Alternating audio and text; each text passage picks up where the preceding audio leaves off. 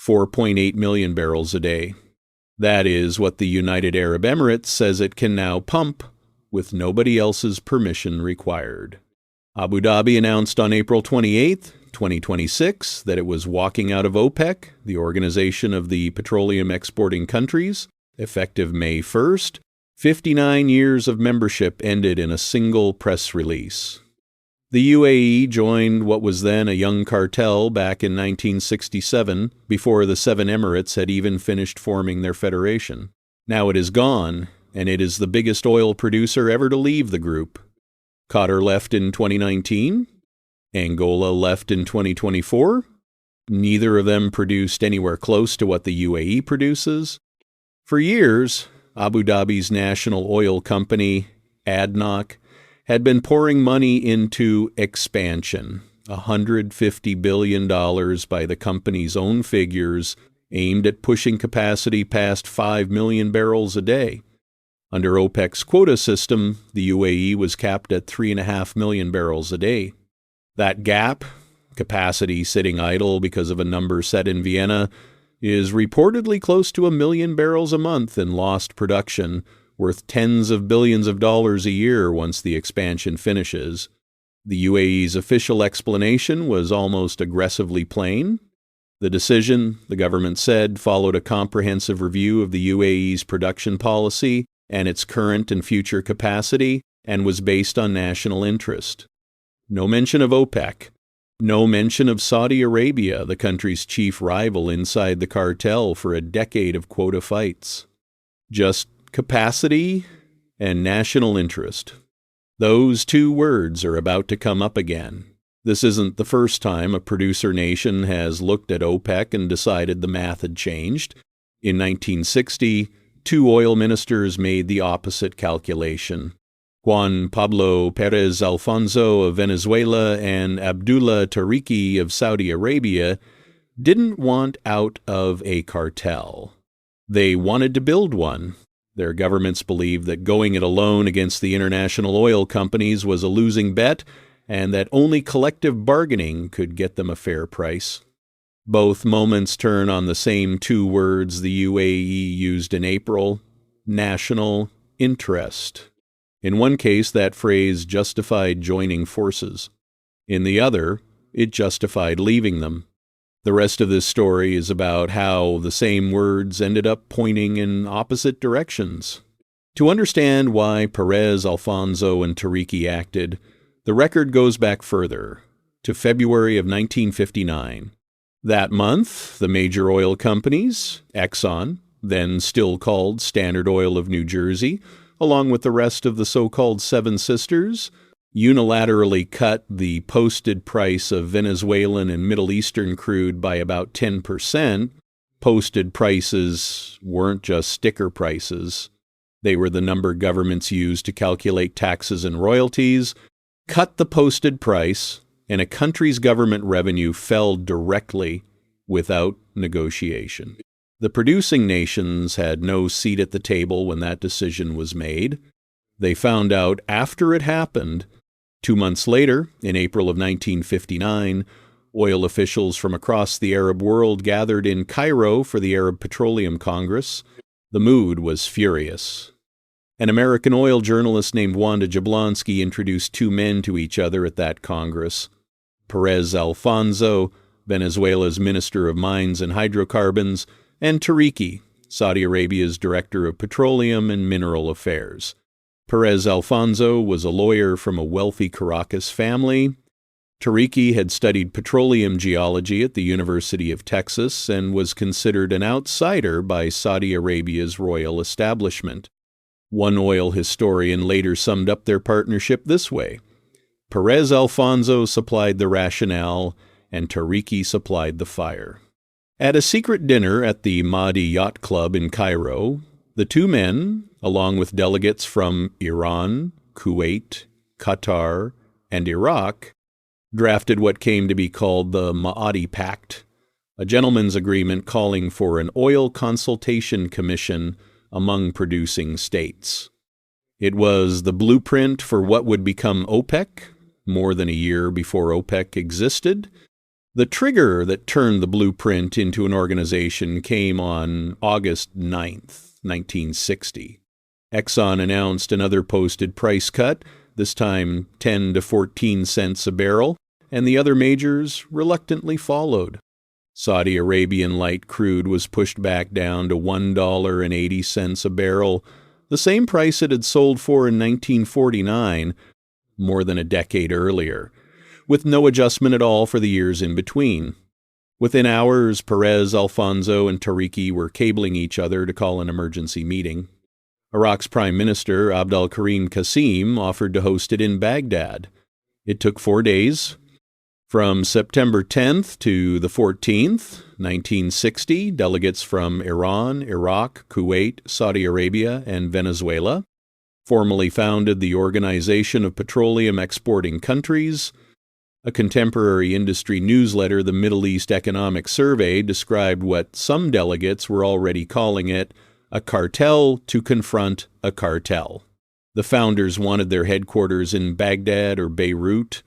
Venezuela pushed for neutral ground instead, and the group settled on Geneva before eventually moving to Vienna in 1965. Iran's delegate at that founding conference, Fuad Rouhani, became OPEC's first Secretary General. Tariki himself didn't get to enjoy the organization's long-term payoff. In 1962, he backed the losing side in an internal Saudi power struggle, lost his position, and was replaced by the far more pro-Western Ahmad Zaki Yamani. He spent much of the rest of his career in exile in Beirut, but the organization he helped build outlasted him by decades. Through the 1970s, OPEC nationalized member states' oil industries, coordinated embargoes, and forced prices up sharply enough that its share of world crude production peaked at somewhere around 50%. 5 wheat-producing nations built the most powerful commodity cartel the world had seen. So what stays the same between 1960 and today, and what changes?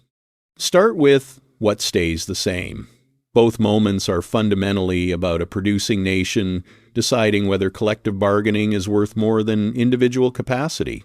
Perez, Alfonso, and Tariki looked at their situation in 1959 and concluded that acting alone against the Seven Sisters was a losing hand, and that coordination was the only way to win a fair price.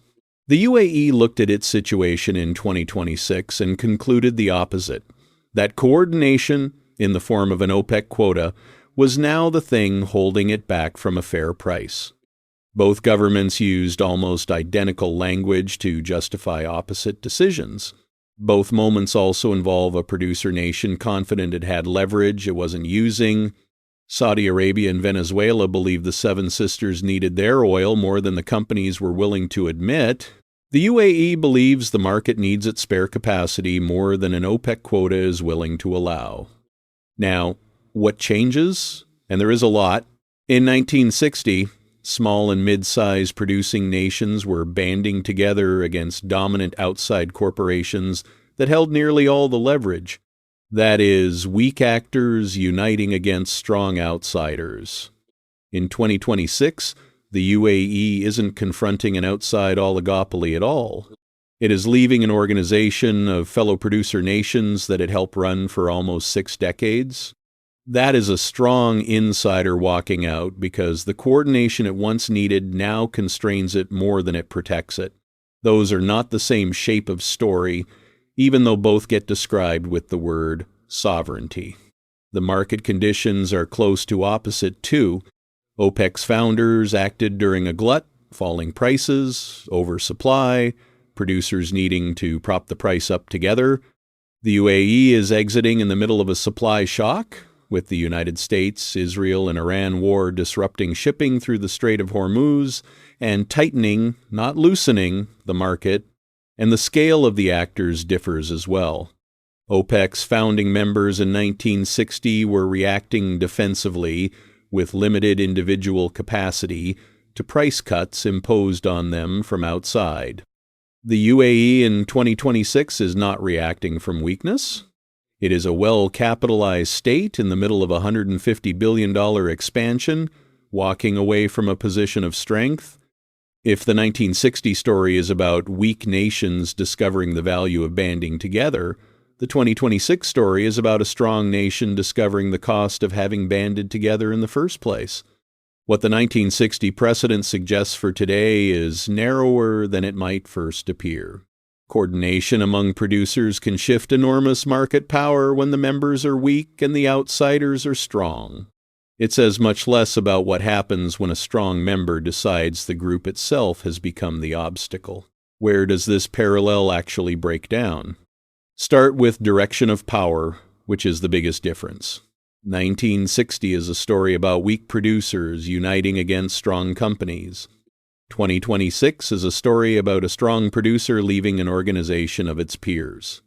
Those are structurally opposite dynamics. The market backdrop differs too.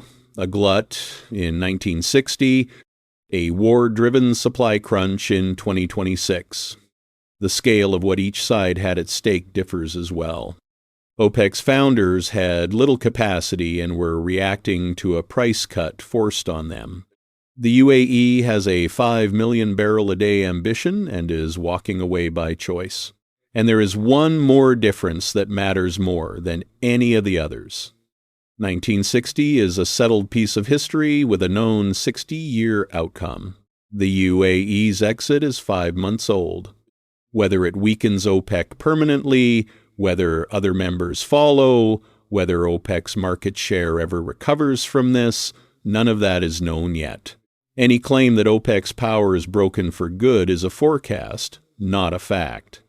Treat it as a thesis being tested, not a conclusion already reached.